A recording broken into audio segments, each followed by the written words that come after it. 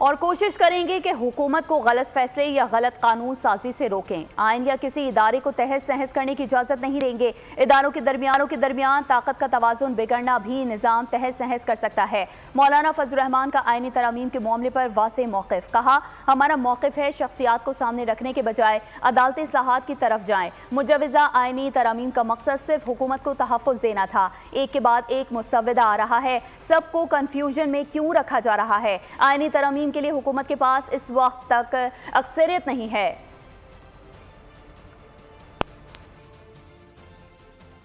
کوشش کریں گے کہ ان کو کوئی غلط فیصلہ یا غلط قانون سازی سے روکیں، لیکن کبھی بھی ہم آئین کو تہوبالا کرنا، کسی بھی ادارے کو تہس نہس کرنا، اس کو نقصان دینا، اس کی ہم حمایت نہیں کرتے۔ لیکن اداروں کے درمیان اگر طاقت کا توازن بگڑتا ہے تو وہ بھی ملکی نظام کو تہس نہس کر سکتا ہے۔ ایک مسودہ، پھر دوسرا مسودہ، اب تیسرا مسودہ، اور سب ایک دوسرے سے مختلف ہیں۔ اس تشویش میں کیوں رکھا جا رہا ہے؟ یہ کنفیوژن ہے۔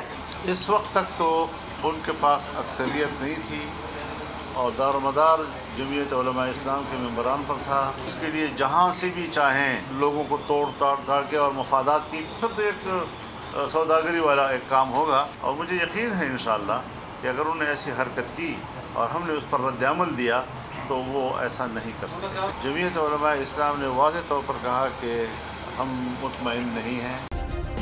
سبسکرائب کریں اور بیل دبائیں تاکہ کوئی خبر رہ نہ جائے۔